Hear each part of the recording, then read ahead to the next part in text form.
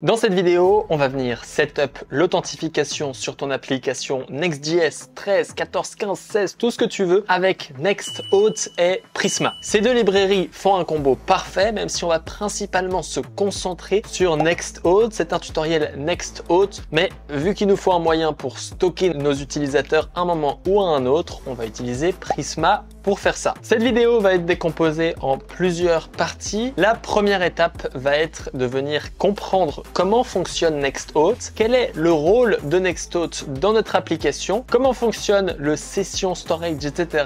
Et tout ça, on va le faire avec des schémas. Donc, on va commencer par une compréhension parce que, comme tu le sais, j'adore faire en sorte que mes étudiants comprennent profondément le sujet avant de passer à autre chose. Ensuite, on va setup Prisma parce qu'on va devoir l'utiliser pour Nextauth. Donc, on va aller dans cet ordre, mais ne t'en fais pas, c'est très simple. C'est une seule commande dans le terminal. Ça devrait aller assez vite. Ensuite, on va setup Nextauth avec GitHub, qui est l'authentification la plus simple. Et on va utiliser les différentes méthodes que Nextauth nous propose pour gérer cette authentification. Ensuite, on va setup Nextauth avec Google, puis le fameux Magic Link qui va nous permettre d'envoyer un email d'authentification pour authentifier notre utilisateur via ce qu'on appelle le Magic Link. Donc, je te propose de tout de suite commencer avec la compréhension de Nextauth qu'on va retrouver juste ici.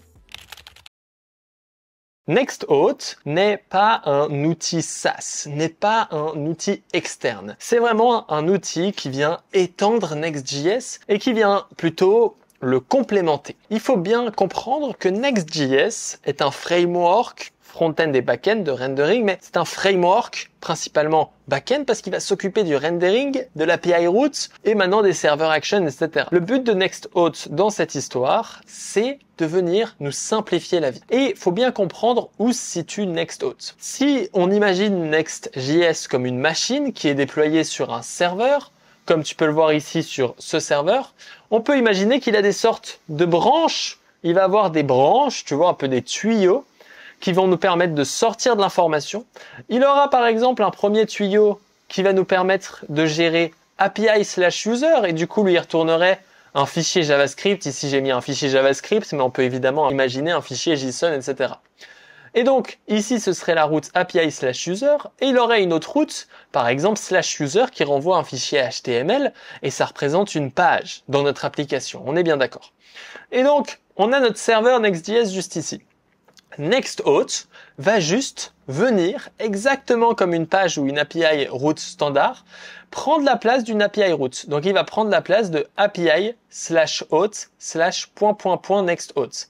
Et donc, il va venir prendre la place de cette URL juste ici et on va imaginer que sur cette URL-là, on vient mettre la machine Nextauth. Et donc, la machine Nextauth, je l'ai dessinée de cette manière pour un peu la visualiser. Ça va vraiment être une machine qui va être dans Next.js, qui va faire partie de cette histoire et qui va nous permettre ici de venir configurer l'authentification. Cette machine, elle va s'occuper de l'authentification, elle va s'occuper des providers, des Magic Link, etc. Et cette machine, on va pouvoir la configurer, elle va être configurable avec la Nextauth config plus précisément, qui va nous permettre de venir gérer la configuration de Nextauth pour définir comment Nextauth va fonctionner. Et il y a pas mal de paramètres que Nextauth va prendre, on est d'accord, mais il va principalement en prendre deux qui sont importants. Le premier, ça va être les providers. En fait, ça c'est même le paramètre qui est requis, c'est le paramètre essentiel. Et ce provider, il va permettre de venir un peu brancher des câbles. C'est un peu comme si je venais brancher des câbles à Nextauth pour lui donner des pouvoirs. Je vais lui brancher un câble, et par exemple Google, qu'on va faire dans cette vidéo. Je vais lui brancher un câble, par exemple GitHub, qui va permettre à notre machine de pouvoir utiliser ces outils, de pouvoir utiliser ce câble. Et donc, c'est exactement ce qu'on va faire ici avec cette machine qui va nous permettre d'utiliser par exemple Google, GitHub, etc. Si on va sur leur documentation et qu'on va ici dans les guides, on peut voir les providers et il y aura principalement trois types de providers. Le premier, c'est le OAuth Provider. Donc, OAuth, c'est un protocole qui nous permet justement de venir connecter des outils comme GitHub et Google, Facebook, et tout ce que tu veux. Et donc on a ce OAuth Provider qu'on va utiliser au début de cette vidéo. On aura aussi le Credential Provider, donc ça c'est beaucoup plus standard, hein. Tu connais le Password Management avec Username Password, c'est tout simple, c'est le Credential Provider. Et finalement, on aura le Email Provider, qui va être le fameux concept de Magic Link qu'on peut voir juste ici, qui va nous permettre de venir connecter notre service avec un serveur SMTP qui va venir envoyer des mails magiques d'authentification. Et donc là, il t'explique un peu comment ça fonctionne et c'est ce qu'on va de toute façon parler au moment où on set up ceci. Ensuite, il y a le HTTP-based Email Provider. C'est exactement la même chose que le Email Provider. C'est juste dans le cas où tu n'as pas envie d'utiliser non-mailer et que tu as envie d'utiliser un service HTTP comme Resend, SendGrid ou tous ces styles d'outils normalement. Donc ça va être les providers et ils vont être connectés à notre machine. On peut en mettre une infinité. Ici, j'en ai mis 2, mais tu pourrais en mettre autant que tu veux. Ensuite, il a un deuxième paramètre qui est quasi essentiel si tu as envie de persister les données dans des databases, c'est un adapteur. On peut le voir ici, adapteur. En fait, un adapteur, ça va être un objet qui contient des méthodes. Un adapteur, il prend deux paramètres, client et option, et il retourne un adapteur. Et un adapteur, c'est un objet où il va contenir plein de méthodes. Parce qu'il faut bien comprendre que notre machine, elle sait pas ce que c'est une database. Elle sait pas du tout ça. Tout ce qu'elle va savoir, c'est ce qu'elle doit faire. Et donc, par exemple, elle va nous dire, j'ai envie de créer un utilisateur, j'ai envie de update un utilisateur, j'ai envie de lier un utilisateur à XXX.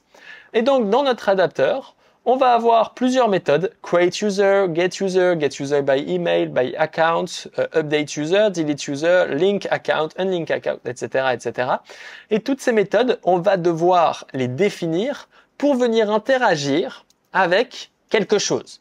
Et donc, si on regarde la liste des adapteurs, il y en a pas mal, hein. Si on regarde les adapteurs par défaut, il va y avoir l'adapteur par exemple avec TypeORM, Supabase, Prisma, Postgres, MongoDB, Kazura, Fauna, Firebase, etc. Et donc, c'est juste qu'il y a des gens qui ont écrit le code ici, create user, par exemple avec Prisma, prisma.user.create, etc. Et donc, ça, c'est la logique d'adapteur. Tu pourrais créer d'ailleurs ton propre adapteur pour venir gérer tout toi-même. C'est totalement possible. Ensuite, du coup, on va créer cet adapteur qui est représenté par cette machine un peu étrange. Et cet adapteur, il va tourner un objet JavaScript qui va interagir avec quelque chose. Nous, en l'occurrence, on va utiliser Prisma. Prisma, qu'est-ce que c'est? C'est un ORM qui va nous permettre d'écrire du code un peu comme ça. Donc, comme tu peux le voir juste ici, d'écrire par exemple prisma.user.create, etc. Et ce prisma.user, il va être transformé en SQL. Et donc, un ORM, c'est exactement ce que je montre ici. Je sais pas pourquoi je t'explique. Il va transformer du code JavaScript en un code SQL qui va être compris par notre database. Et donc, par exemple, quand il dit create un user, lui, il va transformer ça en code Prisma avec, par exemple, prisma.user.create, blablabla. Ensuite, ce fichier JavaScript, il va être compris par notre ORM qui est ici Prisma. Et cet ORM, il va ensuite transformer la commande en SQL. Lui, il va créer un utilisateur, puis finalement, il va retourner l'utilisateur comme ceci à notre machine. Et donc ça, c'est la machine NextOath. Pour résumer un peu ce qu'on a dit ici, nous avons NextOath. NextOath, c'est un outil open source qui va juste venir se brancher à notre application Next.js et qui va nous permettre, via des providers, de se connecter avec le OAuth, avec GitHub, Google, etc. ou avec de l'email provider qui va nous permettre de se connecter avec le système de Magic Link ou avec le Credential qui va être le fameux système de user password. Ensuite, il va y avoir des adapteurs qui va permettre de connecter notre database avec notre NextOath. Ça, c'est les principaux paramètres de NextOath config. Et qu'est-ce que c'est la NextOath config? Parce que là, c'est bien joli notre histoire. Quand on va venir créer notre application Auth, juste ici, on va devoir lui passer en paramètre la configuration. C'est ce que tu vois juste ici, ça va être la configuration. Et donc là, on voit qu'elle prend en paramètre provider, Elle prend en paramètre aussi adapteur et elle prend en paramètre pas mal de choses. Si on vient chercher ici, par exemple, les callbacks, qui vont être des fonctions asynchrones qui vont nous permettre de venir modifier qu'est-ce qui se passe quand une action est performée. Par exemple, dans le sign-in, on pourrait faire, quand il sign-in, s'il sign-in avec l'email, je le banne. Ou bref, tu peux faire des actions et tu vas pouvoir modifier ce qui va se passer. Nous, tu verras qu'on va utiliser ici la fonction session, par exemple, pour injecter un ID. On aura aussi les events, et les events, ils vont nous permettre de faire une action quand il se passe un truc. Par exemple, si tu utilises Stripe, lorsque l'utilisateur crée un compte, tu vas vouloir créer un user dans Stripe. Et donc, tu vas pouvoir utiliser les events. Donc ça, c'est les différents paramètres que prennent notre configuration, mais les deux principaux, c'est ceux que je t'ai montré ici, provider, adapteur. Une fois qu'on a ces informations, on peut passer à la partie suivante. Pour Setup Next Auth, tu vas pouvoir aller sur la documentation, ici dans le Getting Started Auth Authentication, et là on va pouvoir suivre les différentes informations. Donc moi je vais pas suivre cette documentation parce que ça vous plaît pas, mais on va un peu la suivre quand même parce que c'est plus simple. On va aller ici sur une application Next.js, donc je pars sur le principe que tu as déjà une application Next.js qui est prête, comme ceci, et puis on va pouvoir installer nos différents éléments. Alors, le premier truc qu'on a dit qu'on allait installer, d'ailleurs, j'ai failli oublier, c'est Prisma. Prisma, c'est assez simple à installer. Tu vas dans Get Started with Prisma juste ici, et en fait, pour créer notre application très rapidement, on n'a qu'à utiliser leur CLI en faisant ici npx prisma init data source provider SQLite. Tu copies cette commande. Ensuite, on vient ici la mettre dans notre terminal et moi je vais utiliser pnpx, ça va aller plus vite. Init data source provider SQLite. Tu lances cette commande et ça va venir init prisma avec comme data source SQLite. Donc juste ici, on est plutôt sur ce que je viens de dire. Et quand tu fais ça, ça va venir créer un dossier Prisma ici avec schéma.prisma. On va s'occuper ça en temps voulu. Pour l'instant, on va aller étape par étape. Une fois qu'on a Prisma qui est setup, il va falloir faire une seule chose, c'est venir ici créer un fichier dans source. On va venir créer /lib/prisma.ts. Et si on va dans la documentation, blablabla, et tu vois, il faudra qu'on fasse ici un Prisma Client. Et donc ici, si tu vas sur cet article Best Practice for Instantiating Prisma Client with Next.js, c'est de faire ce qu'on appelle un singleton. Donc là, je te propose, je vais pas écrire ce code parce qu'il y a personne sur Terre qui écrit ce code. C'est vraiment un code, personne ne l'écrit. Donc moi, je vais juste le copier, on est d'accord? Et ici, le but, ça va juste être de venir déclarer le Prisma Client comme ceci. Donc là, on a une petite erreur parce qu'il va juste falloir qu'on génère, mais en attendant, on peut juste mettre ça, et puis au moins, on est bon. On va du coup, maintenant qu'on a setup Prisma, t'inquiète pas, cette erreur, elle disparaîtra au moment voulu, on va venir ajouter l'adapteur Prisma. Donc, dans la documentation de Auth.js, on peut chercher Prisma pour venir create the Prisma schema from scratch. Nous, ce qu'il va falloir qu'on installe, c'est ici Auth/Prisma adapteur. On ajoute aussi Prisma Client comme ceci. On lance la commande pnpmap prisma clients auth/prisma adapteur. Et en moins, on va pouvoir setup notre histoire d'une manière parfaite de chez parfaite. D'ailleurs, j'adore la documentation juste ici parce qu'on veut à peu près faire ça. Donc, on va venir, une fois qu'on a installé tout ça, créer un fichier dans l'API route.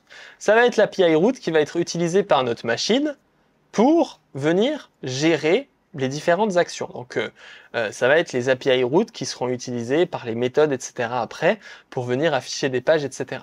Donc, on va venir créer un fichier ici qui s'appelle pages/api/auth/.nextauth. Tu es en train de te dire que depuis Next.js 13, on peut créer des API routes dans App.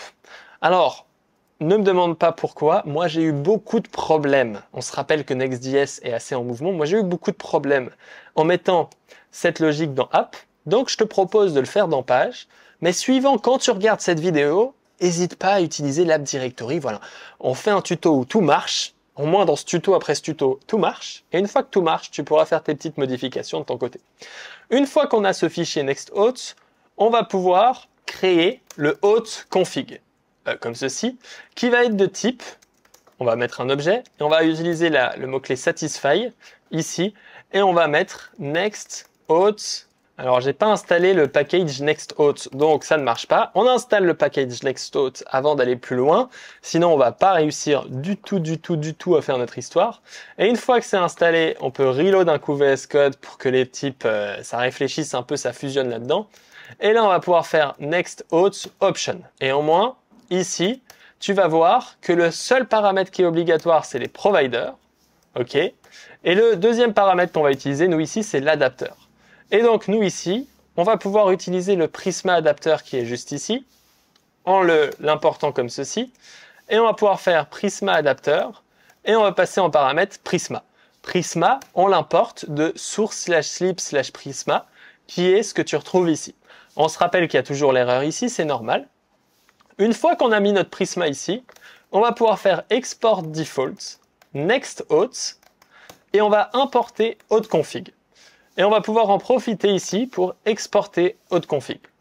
Une fois qu'on a ça, on va pouvoir continuer à scroller ici et copier ce fichier. Alors ça, personne ne l'écrit non plus, personne de chez personne. C'est un truc qu'on copie-colle, donc va dans la documentation et copie-colle le schéma.prisma ici. Pour retrouver cette documentation, tu peux chercher Hot.js Prisma Adapter et cliquer sur le premier lien sur Google quand tu cherches Hot.js Prisma Adapter. Là, on va copier cette commande. Et on va venir ici dans De toute façon, tu auras tous les liens dans la description. Dans schéma.prisma, et ici, on va coller tout ce qu'on a fait avant. On va supprimer la partie data source DB machin et client ici, tout ça on supprime. Et puis là, il va nous afficher des erreurs pour DB text parce que toi, évidemment, de ton côté, tu vas utiliser PostgreSQL, MySQL, pas MongoDB, mais tu vas utiliser un de ces outils.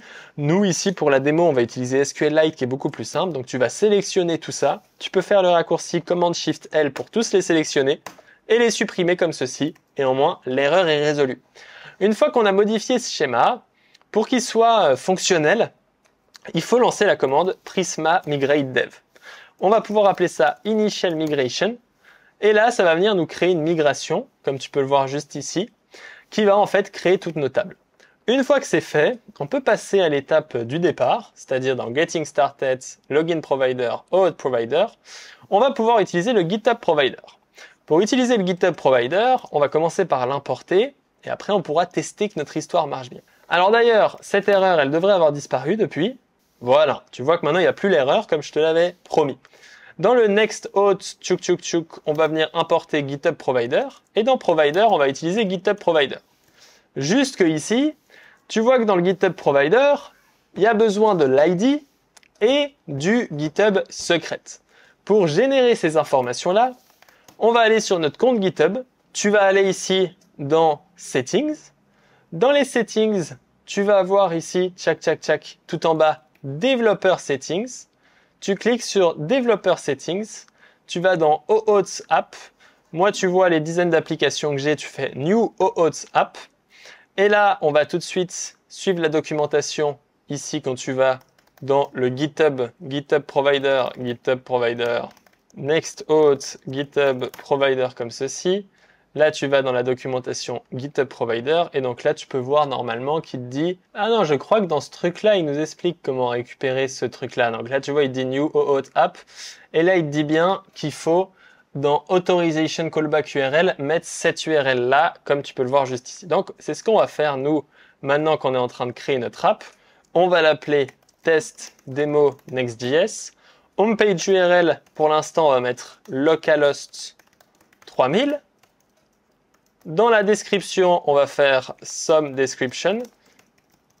Et dans Authorize Callback URL, ici on voit dans la documentation qu'on a vue juste avant qui met API/auth/callback/provider. Donc ici tu mets API/auth/callback/le provider qui est ici GitHub. Maintenant tu fais Register Application comme ceci. Et maintenant qu'on a fait ça, on va pouvoir copier le Client ID.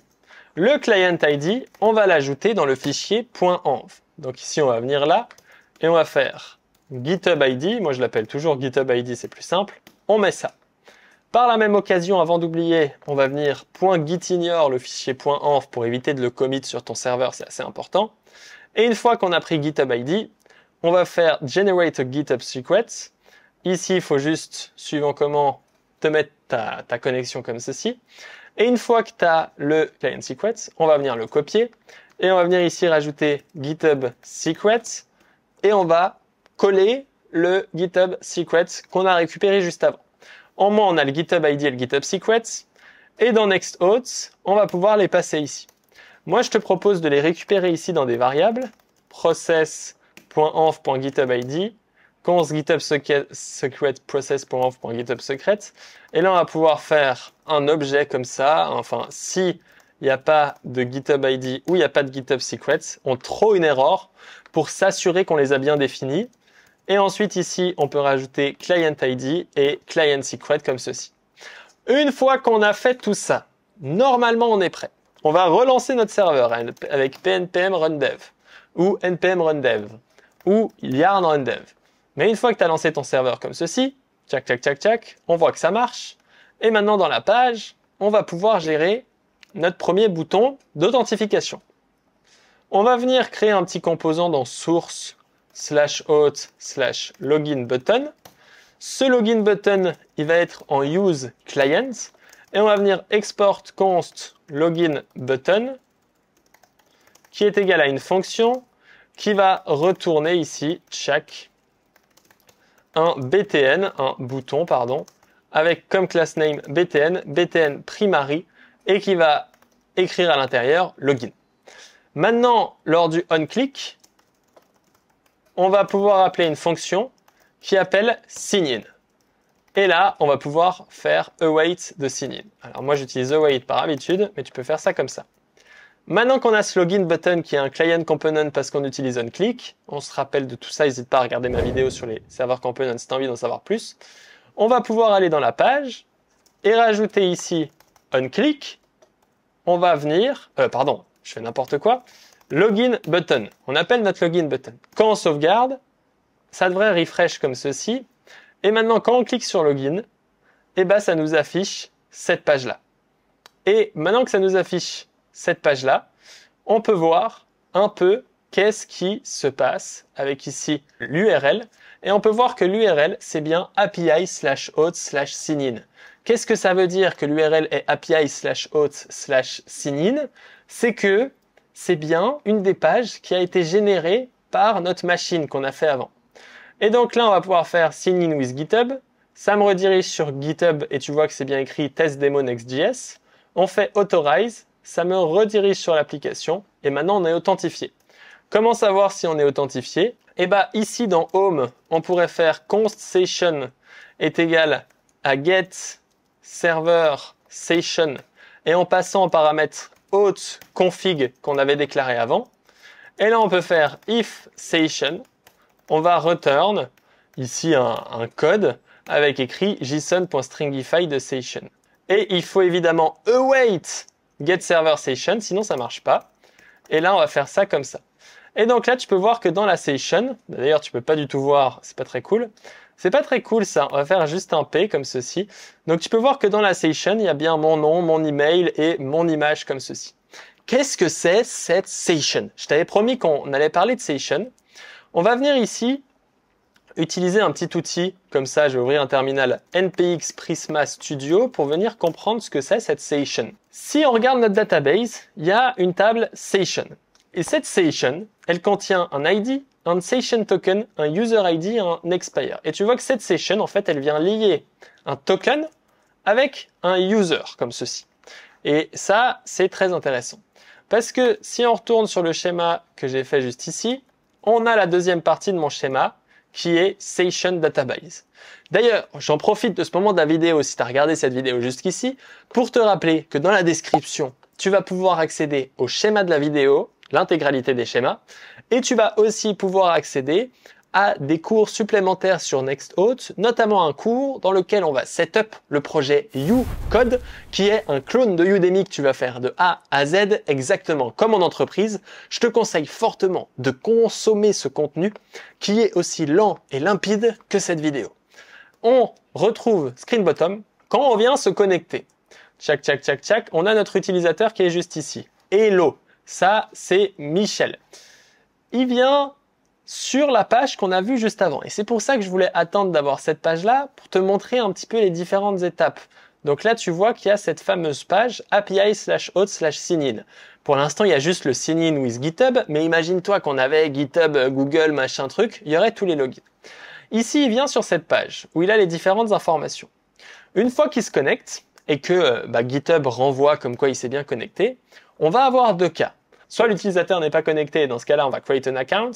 Soit l'utilisateur est déjà connecté, et dans ce cas-là, on va find son account. Quand on find son account, dans ce cas-là, on va venir récupérer son utilisateur dans la database. Et quand on crée un utilisateur, on va venir créer son utilisateur dans la database. On se rappelle que pour faire ça, on va utiliser la machine qui va dire create a user. On utilise la machine ici qui va venir faire notre machin SQL, etc. On retourne ici. Une fois qu'on a l'utilisateur dans la database, donc là, si je te montre mon schéma, il faut déjà qu'on ait l'utilisateur dans la database avec notamment son ID pour venir ensuite create a session.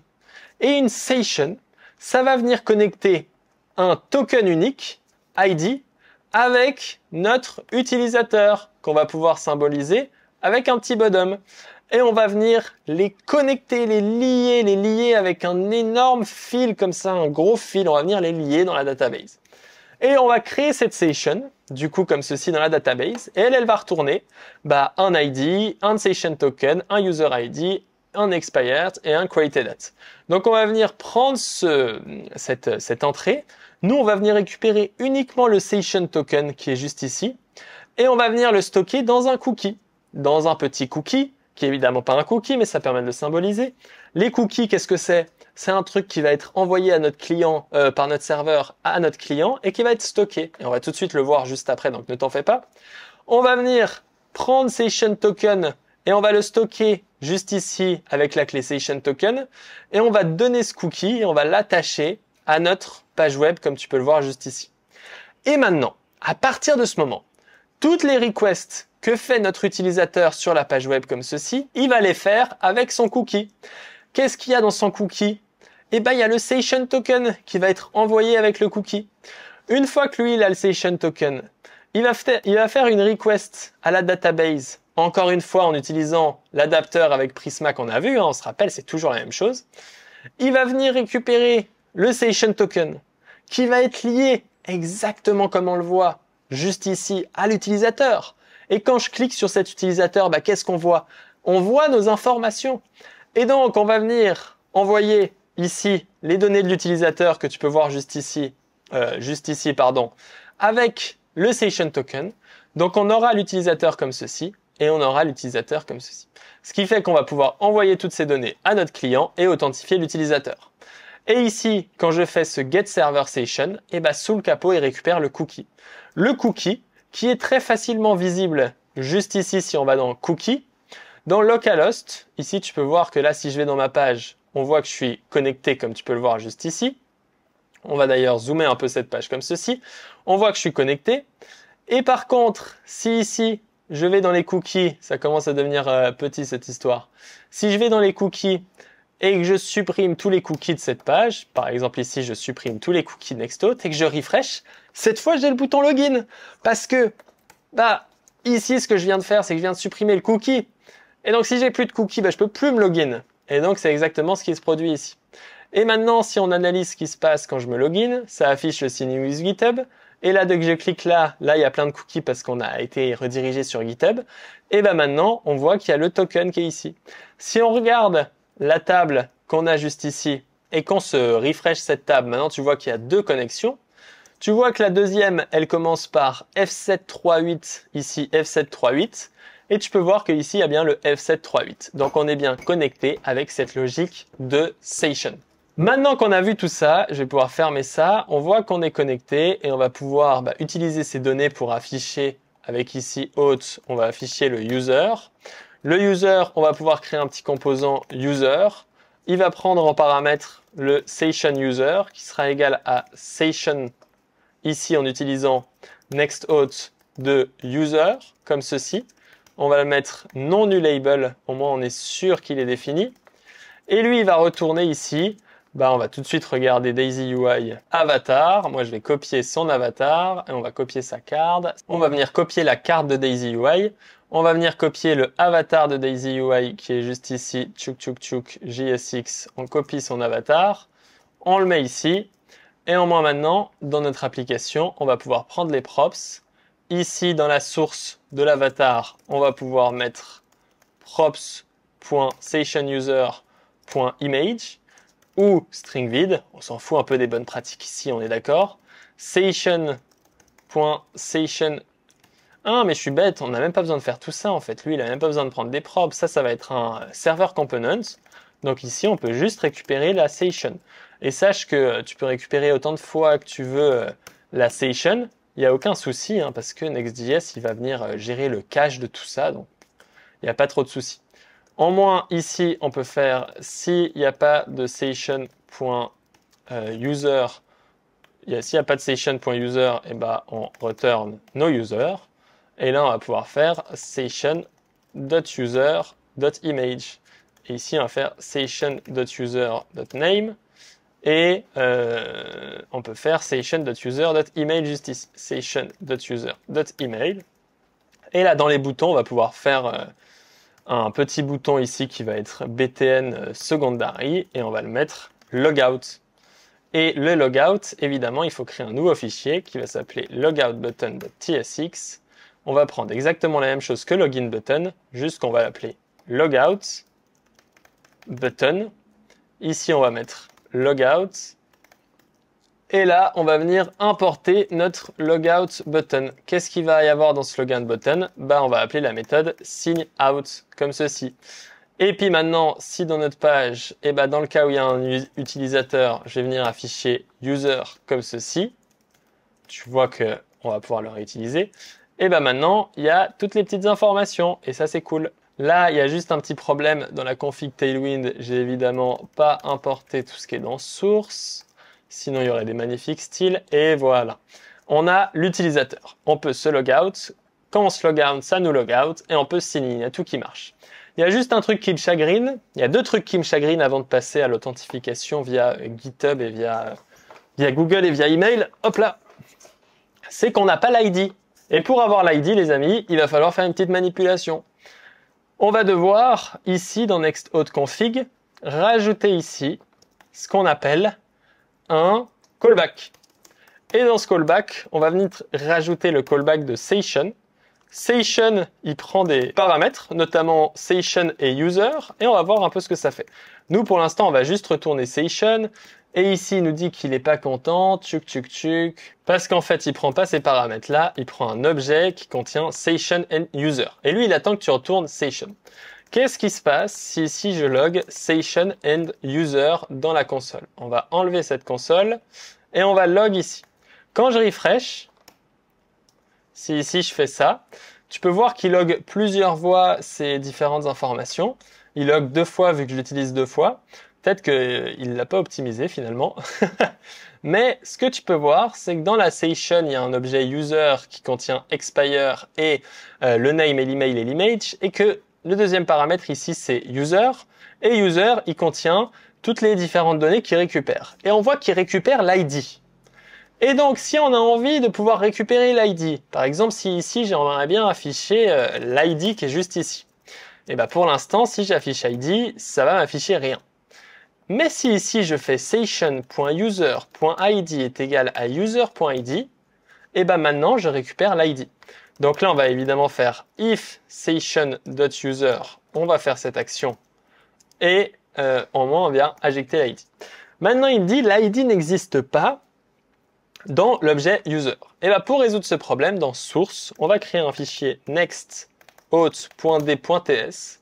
Et ici, on va faire déclare module nextHot. Ici, on va faire l'interface station qui extend station, qu'on va appeler ici default station, qu'on importe de nextHot. Et là, on va venir ajouter l'ID qui est de type string comme ceci. Évidemment, si je le mets au bon endroit, c'est-à-dire user, ici, on prend default user et qu'on met l'ID dans default user, parce qu'on va utiliser le petit et comme ceci, on vient étendre le user en lui rajoutant l'ID. Et donc maintenant, mon user, il possède bien l'ID. Et donc maintenant, encore mieux, la card user qu'on a créée avant juste ici, elle possède aussi correctement bien l'ID. Et donc, on a pu rajouter l'ID. D'ailleurs, ici, on va mettre une petite class name, text sm, xs. Voilà. Italique, texte, gray, 300. Voilà. Comme ça, c'est un peu mignon. Et on a notre utilisateur. Maintenant, le deuxième truc que j'aime pas, c'est que là, devoir faire cette commande chaque fois, c'est long. Et donc, je te propose de créer un petit utilitaire ici. Par exemple, dans lib, on va venir créer un utilitaire qui s'appelle auth.ts. Et lui, il va export const getAuthSession, qui va être une méthode qui va retourner getServerSession de auth.config. Comme ça, lui, il va nous cacher la merde au chat, entre guillemets, et dans user, on va pouvoir récupérer directement getAuthSession, et tu vois que ça marche encore. Et dans page, ici, on va pouvoir récupérer getAuthSession, et tu vois que ça marche encore. Comme quoi, c'est possible, et il y a tout qui marche correctement, et c'est un peu plus simple. Et d'ailleurs, ce que j'aime bien faire, mais on va pas le faire, c'est qu'ici, des fois, je crée même, pour te dire, une méthode const get required authSession, et ici, il décide de pas me respecter copilote, c'est pas cool. Là, au moins, je récupère la session, comme ceci. Et si l'utilisateur, il est pas là, donc par exemple, if session.user, et ben, je throw une erreur, comme ceci. Et donc, finalement, je return session as, donc là, on va regarder le type de ce truc. Normalement, c'est promise de session, mais là, si je remplace ça par get required session, est-ce que je peux enlever ça? Voilà. Maintenant, je peux enlever tout ça. Et donc, tu vois que cette fois, TypeScript, il m'engueule pas parce que session, il est requis. Alors que si on voit dans la page, la page, session, il est potentiellement nul. Et ça vient nous poser un peu problème. Donc voici pour le setup de Nextauth d'une manière standard, basique, efficace, fonctionnelle, et donc ça fait très plaisir. Maintenant on va setup rapidement, mais sûrement Google. Premièrement Google, parce qu'il y a pas mal de gens qui galèrent avec Google, et donc dans ce tuto je t'ai dit on va setup Google. Pour setup Google, qu'est-ce qu'on va faire les amis? On va aller sur Google OAuth, comme ceci. On va ensuite cliquer sur Using OAuth to access Playground, comme ceci. Et là, on va pouvoir cliquer sur Google API Console. Une fois qu'on est sur Google Cloud Console, ici, je vais pouvoir Create a Project. Je crois que je vais pouvoir créer un projet. Ici, tu vas pouvoir le nommer. Moi, par exemple, je vais le nommer Test Next Auth. Et on voit qu'il ne pourra plus jamais être changé, donc c'est pas grave. Maintenant, je vais venir faire ici Create.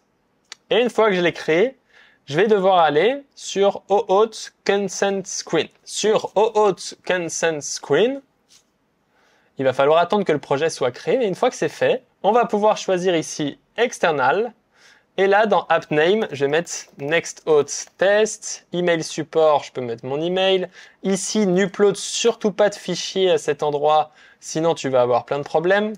App Domain, ici, tu peux mettre localhost 3000. C'est pas très grave, normalement. Il faudra évidemment changer ça le jour où tu utilises tout ça. Et ici, localhost 3000. Email adresse du développeur, bon voilà, http ://. Ah, https. Bon, ici, moi je vais mettre un de mes domaines, mais n'importe quel domaine, codelinx.dev. Voilà, par exemple, codelinx.dev. Et d'ailleurs, ici, on va faire https :codelinx.dev, au moins. Prends un domaine, prends le domaine de ton application si possible, évidemment. Ensuite, ici, on va venir mettre l'email que j'utilise et aller à l'étape suivante. Ici, tu sélectionnes rien, tu fais Save and Continue. Ici, tu sélectionnes rien. Summary, tu sélectionnes rien. Et ensuite, tu vas dans Back to Dashboard. Si tu as bien suivi mon tutoriel, tu peux faire Publish App.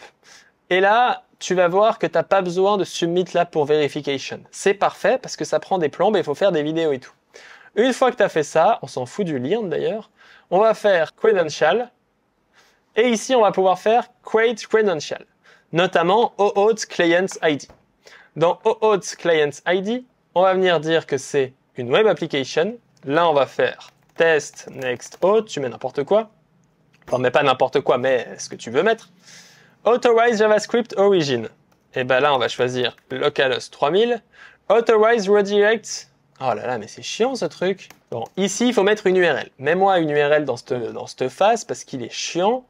Ah, ou http://localhost 3000. Exactement, voilà, il n'est pas si chiant. Ensuite, redirect URLs, bah là on a vu que c'est API/auth/callbacks. Est-ce qu'il y a un S ou pas? On va venir vérifier. Il n'y a pas de S. Donc là, on va mettre la même URL qu'on avait faite avant, /Google, puis on fait create. Quand tu fais create, tu vas avoir ici le client ID et le client secrets. On va aller dans .env et ici on va pouvoir copier GitHub ID, GitHub secrets pour mettre Google ID, Google secrets. Dans client ID, je vais pouvoir mettre l'ID et dans client secret, je vais pouvoir mettre le secret comme ceci. Ensuite, bah ça c'est bon. On va pouvoir fermer tout ça. Et dans notre next-auth fichier de config, on va pouvoir ici rajouter évidemment le Google Provider comme ceci. Une fois qu'on a ce GitHub Provider importé, on va pouvoir l'utiliser, mais de la même manière que pour le GitHub Provider, il va falloir qu'on ajoute ici Google ID est égal à process.env.googleid et Google Secrets est égal à process.env.googleSecrets. S'ils n'existent pas, évidemment, on va venir modifier notre condition. Et là, on va venir modifier notre message d'erreur. En moins, on inclut toutes les erreurs comme ceci. Et là, on va pouvoir ajouter client ID, client secret comme ceci. Et encore une fois, grâce à la magie de notre provider, vu que lui, de toute façon, il s'en fout de quel provider j'utilise, il vient juste brancher des fils. Et ben là, on vient de brancher le nouveau fil Google. Et évidemment, dès qu'on branche le nouveau fil Google, et ben il se produit que maintenant, si je me log out et que j'essaie de me login, et ben je vais avoir une page pour me login avec Google. Quand je clique sur Google, je suis redirigé sur le portail de Google. Je peux utiliser ici mon adresse email de dev et maintenant je suis connecté avec mon compte de développeur. Si on s'amuse encore une fois à regarder un peu ce qui se passe côté database avec NPX Prisma Studio, qui est en fait le petit utilitaire de Prisma pour analyser ce qui se passe dans ma database, et ben on peut voir que dans Accounts, on a deux comptes. On a un compte avec le provider ici GitHub et un compte avec le provider Google. Ils sont les deux liés à un user ID. Ensuite ici, il y a un provider account ID. Ça, si je me trompe pas, ça doit sûrement représenter ce qui se situe là. Peut-être pas, je sais pas. Et là, on a un access token. Donc ça, c'est un token qui te permettrait de te connecter directement avec mon compte. Et on a ici token type, le machin pour récupérer. Ça, c'est sûrement pour mettre dans les URL. Là, on a les différentes permissions, l'ID du token et l'utilisateur. Et du coup, avec ça, next-auth, lui, derrière son job, ça va être de faire toute la liaison qui permet de gérer tout ça. Une fois qu'on a vu ça, on va pouvoir passer sur la dernière technique d'authentification qui est, si on regarde la documentation juste ici, l'email authentification. Et l'email authentification, il va fonctionner avec un serveur SMTP. Pour avoir un serveur SMTP, eh ben, il va falloir avoir soit un fake service en local. Je sais pas si on peut faire. Par exemple, ici, il utilise SendGrid, mais si je fais local SMTP server, bon voilà, apparemment tu peux utiliser SendGrid qui fait un free SMTP server. Donc moi je sais pas comment le setup, je l'ai jamais fait, donc je te laisse le faire. Moi ce que j'utilise, c'est ici un service qui s'appelle resend.com et ce service, dans tout ce qu'il me permet de faire, il me permet ici de gérer mon serveur SMTP. Et donc ici, toi il faut que tu ailles quelque part, cherche sur Google comment setup un serveur SMTP et dès que tu as trouvé, tu vas pouvoir copier les identifiants en suivant ce que je vais te dire dans cette vidéo. Donc, nous, on va commencer par installer ici NodeMailer. En faisant ici, on va exit ça et puis on va créer un nouveau terminal p-install NodeMailer. NodeMailer, c'est un outil qui permet d'envoyer des mails. Et ensuite, il faut setup un SMTP Services. Et une fois qu'on a tout ça, eh ben, on va pouvoir setup une connection string ou exactement ce qu'il met ici. Donc nous on va faire comme ce qu'il met ici. Donc là on va copier ça, on va mettre ça là. Et donc en fait moi si je te montre mes différentes données qu'on a ici, moi ici j'ai le host, le port, le user et donc je peux assez bêtement copier ici host smtp.recent.com. Le port, si je me trompe pas, il faut laisser 587, c'est plus juste. Ensuite, le user, ici, je viens mettre smtp user recent. Et dans les API keys, eh ben moi, je peux venir ici générer une API key que je vais appeler vidéo to delete parce que je vais vous la montrer. Puis le but, c'est que je la supprime. Donc ici, je vais venir dans smtp password, je vais mettre ma clé. Moi, j'aime bien mettre dans des strings comme ça, c'est un peu plus visuel avec la petite extension .env ici. Et sender email, bah moi, je vais prendre une des emails que j'ai déjà chez moi. Donc là, on peut voir que j'ai pas mal d'emails. Donc par exemple, je vais prendre codeline.app et donc je vais faire contact@codeline.app. Une fois que tu as fait tout ça, on va ensuite pouvoir utiliser le email provider. Et donc pour ça, on va venir ici dans Next Auth, on va utiliser le email provider. Et là, on va pouvoir, dans les providers, lier le email provider. Et donc dans le from, on va faire process.env.email from. Et ensuite, dans le serveur, on va pouvoir passer un objet, si je ne me trompe pas, avec toutes les propriétés qui sont juste ici. Et donc là, on a les différentes propriétés qu'on vient de setup dans le .env. Tu vois qu'apparemment ici, ils ne sont pas requis, donc ils sont undefined. Et évidemment, si tu les définis pas, ça ne va pas marcher. Une fois qu'on a ce node mailer et qu'on excite cette histoire, normalement, si je me log out, bah, tu vois que là, j'arrive sur une page de sign out. Bah, tu vois, je ne l'avais pas avant. Bah, là, je valide le sign out. Et là, je peux me login. Et maintenant, il y a automatiquement, encore une fois, on peut retourner sur mon schéma. Ici, c'est comme si j'avais ajouté un nouveau outil qui vient.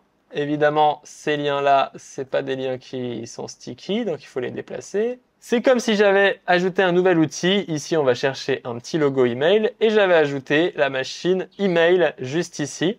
Et j'ai évidemment lié ma machine comme ceci. On va prendre des traits, c'est plus joli. Tchouk, tchouk, tchouk, tchouk. J'ai lié ma machine avec mon système de provider de manière automatique. Et donc maintenant, si ici je vais dans mail.google.com, normalement j'ai une adresse email de test. Donc ici, tu vois, j'ai plein d'emails de plein de gens, mais là, je vais pouvoir me connecter avec cet email. Donc ici, je vais mettre melvinx.dev@gmail.com. Le problème, c'est que vu que j'ai déjà utilisé cet email, je sens que ça va être la foire. Donc on va se connecter avec melvinx.dev plus test@gmail.com. Au moins, ça va me créer un nouveau compte. Sign in with email. Si ça marche pas, on n'a pas cette page-là. Donc à partir du moment où cette page, tu sais que l'email a été envoyé. Donc là, encore une fois, il fait tout seul. Je n'ai rien fait, les amis. Il le fait tout seul. Moi ici, je vois qu'ici, j'ai reçu un mail. Contact, sign in to localhost, if you didn't request. Bref, là, je peux cliquer sur sign in. Ça me redirige ici. Donc là, évidemment, j'ai pas de photo de profil. Mais on voit bien melvinx+dev@gmail.com. Et on voit bien que cette fois, je suis connecté avec l'email. Si on se retrouve sur le fameux Prisma Studio, je sais pas si je l'ai tué depuis. Alors là, je l'ai tué depuis, donc ça, c'est pas cool. Mais ici, quand on va dans ce Prisma Studio, il n'y a pas un nouvel account qui a été créé parce qu'on vient directement créer une session quand on fait ça. Donc là, maintenant, j'ai une session avec l'email. En l'occurrence, les accounts, c'est réservé pour le OAuth 2. Comme ça, on a géré notre authentification via email. Et donc maintenant, tu vois qu'on a 3 systèmes d'authentification. On a nos différentes méthodes qui existent et tout marche parfaitement. Si tu es encore sur la vidéo à ce moment-là, sache encore une fois que je propose un cours dans lequel on va créer un clone d'une sorte de Udemy avec des tickets, avec Next.js 13 où on va deep dive dans les server components, les client components, etc. C'est le premier lien dans la description, on se retrouve là-bas. J'espère que tu as apprécié ce tutoriel. Si tu es arrivé jusqu'ici, mets un commentaire pour me soutenir. J'ai refait cette vidéo parce que j'en avais fait une première version. Les gens n'avaient pas aimé, donc j'ai refait une. J'espère que cette fois tu kiffes et si tu kiffes, fais-le moi savoir parce que c'est beaucoup de travail. Là, j'ai refait des schémas, etc. Encore une fois, si tu veux aussi les schémas, premier lien dans la description. On se retrouve là-bas. Merci beaucoup de m'avoir regardé. Explose le bouton like, explose le bouton like, explose le bouton commentaire, explose le bouton s'abonner. On est bientôt aux 10 000 abonnés quand je tourne cette vidéo. Quand tu regarderas cette vidéo, je serai déjà à 100 000. Mais c'est pas grave. On se dit à très bientôt. Ciao, ciao.